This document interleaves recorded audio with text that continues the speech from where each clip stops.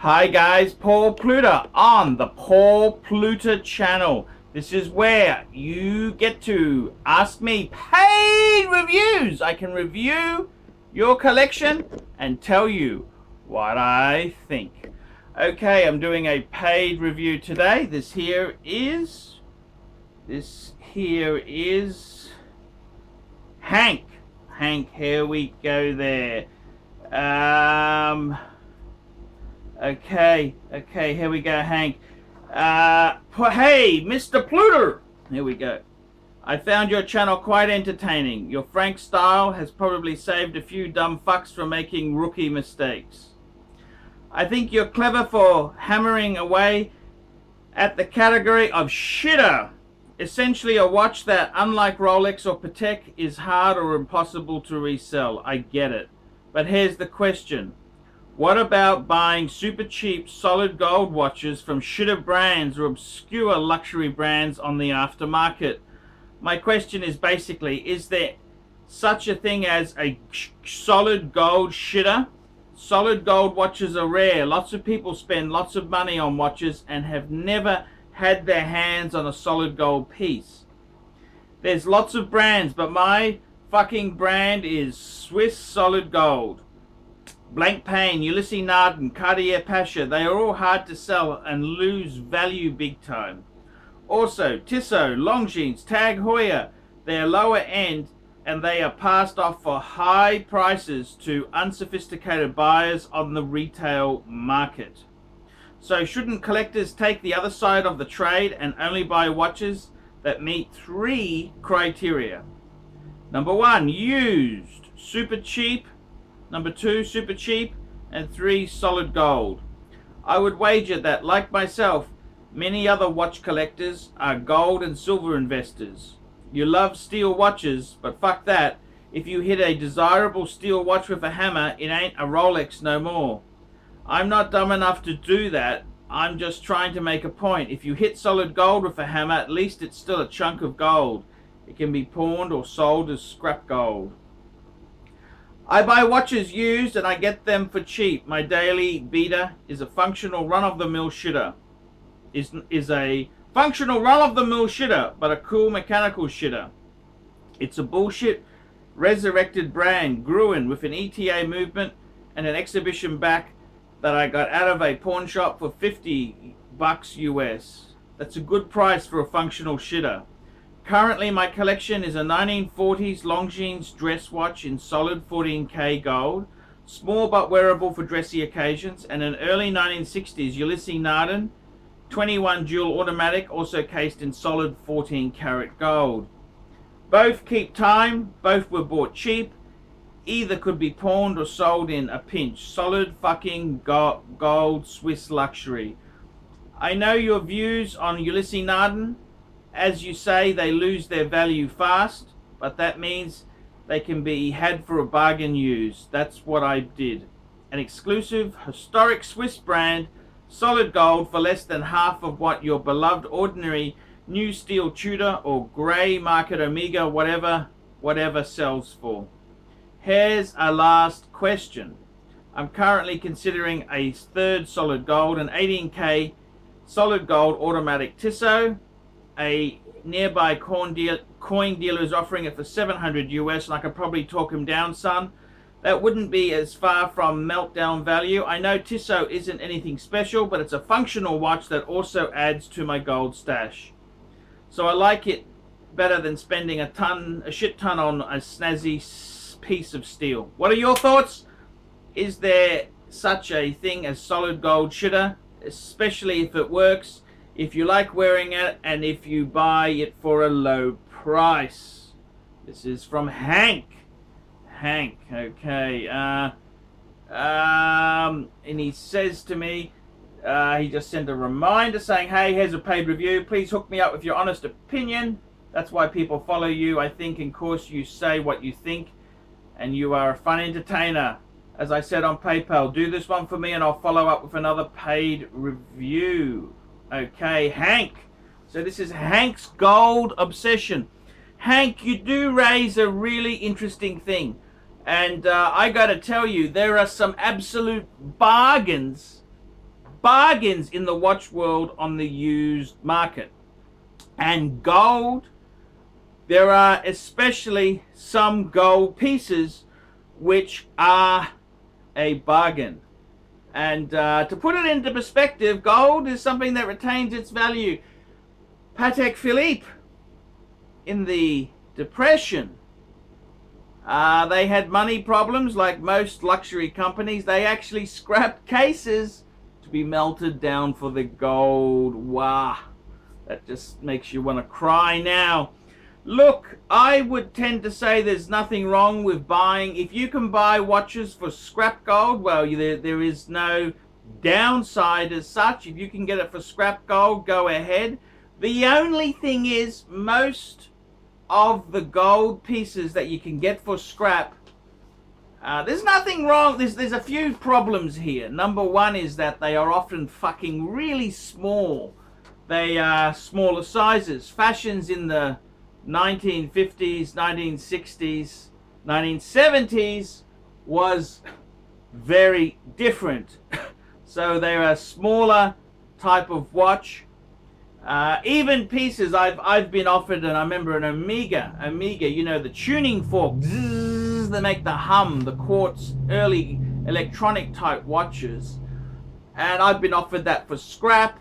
But what do you do with these fucking things? It's a very dated design, dated look. Yes, it's an Omega, yes, it's solid gold, but fuck, it's ugly.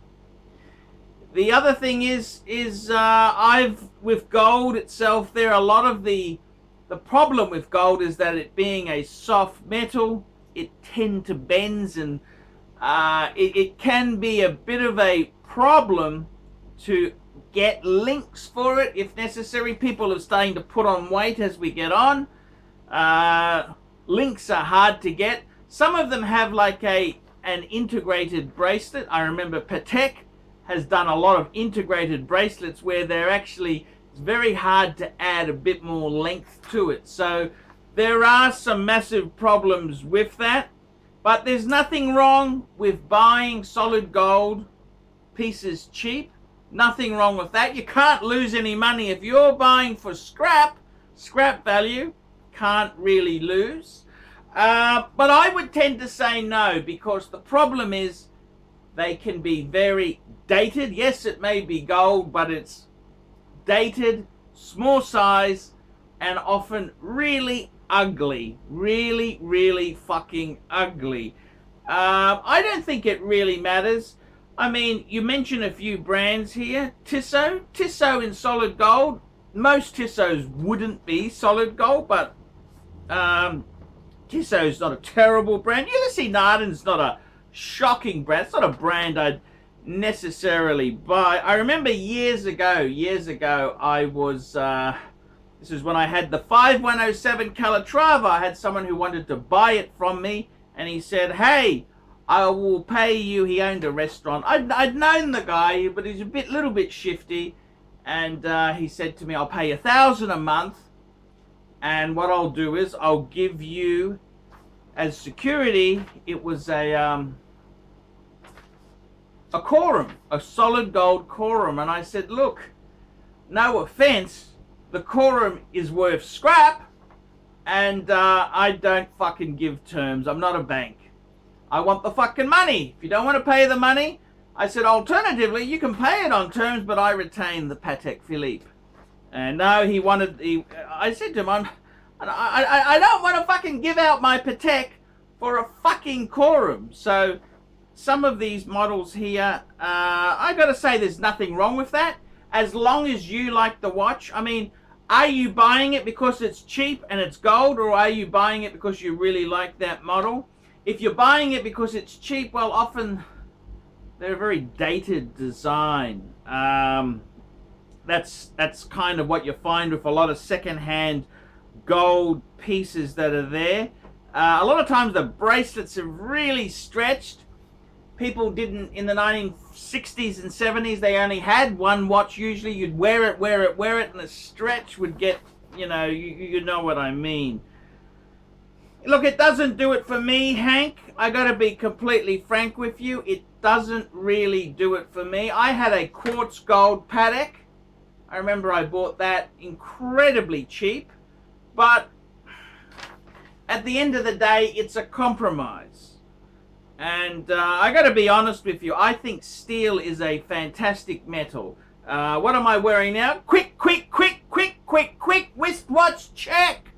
Let's do a quick wristwatch check. And I'm wearing a Hoya Monaco. This is the reissue caliber 11. It's in steel. I think it's as funky as fuck. It's just a cool watch there. Would I bought this on the used market. It was only a couple months old, under 60 days old. He bought it for, this guy bought it as a birthday present to himself. Then he said, "Oh, it's too small." He got rid of it. Took a big dive on it. But I gotta tell you, I love it in steel. I mean, steel is not, you know, any metal you drop or damage, it'll get damaged. But it's a hell of a lot, it'll sustain a lot more knock than gold does. And I love gold. I mean, I've got my Patek Philippe, my World Time, that's a gold piece.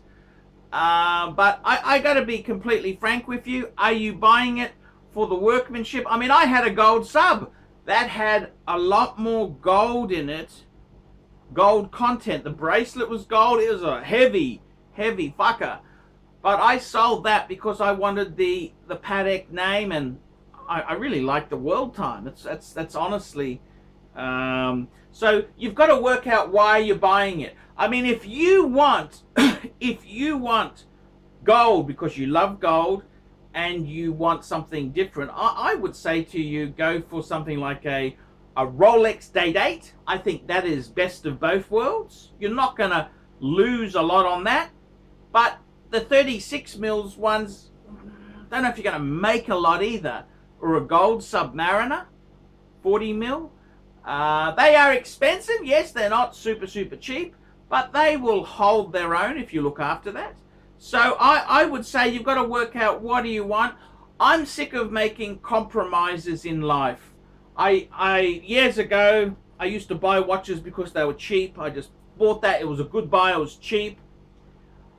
I mainly buy things now that I like. I love, in my case, what do I like? I like iconic sports.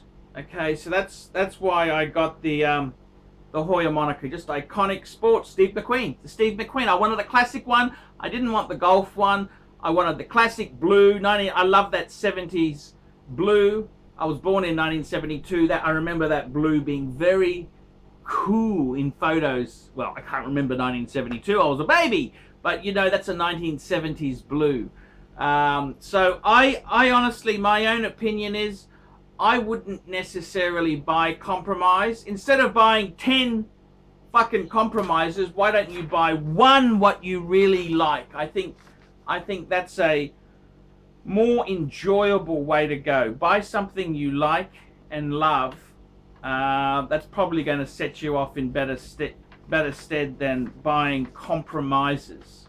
I mean, I get what you're saying. Some of these gold watches are bargains. Yes, there are. And if you love gold, hey, corner the market. You don't even have to go for second-rate brands. I've been offered Omegas. Omega had some really ugly, I read that as cheap watches, particularly quartz. There's many gold pieces there that you can get for scrap. Would I necessarily do that? It's not really my caper. I'm not gold member, you know. I'm more for the watch than the metal. But good point. Good. Everyone hears the beat of a different drummer. So hey, if that works for you, good on you. I'm Paul Pluta. This is the Paul Pluta channel. Tell me what you guys think of that. You know, the poor pontiff. He's He struggles to eat all those reef and beefs to meet the demand that is placed upon him. It's not easy being an international YouTube celebrity. He's given us everything he has to give, and he might have hit rock bottom. But hey, let's take a look at where he's going now and what he's going to do next.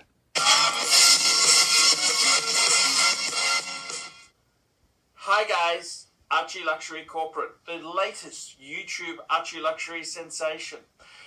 Well guys, what's happened? Well, I'm starting a clean, fresh channel. That's right, this is ArchieLuxury Corporate.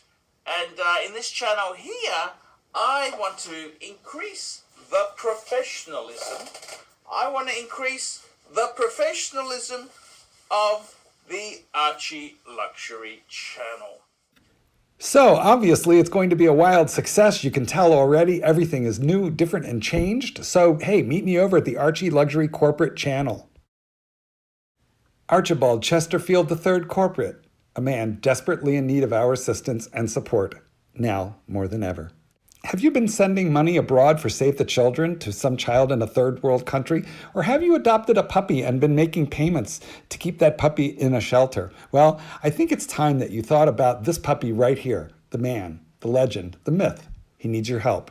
I would say cancel everything and get on his Patreon. Or at least join me over at ArchieLuxury Corporate. What do you guys think? Tell me in the comments.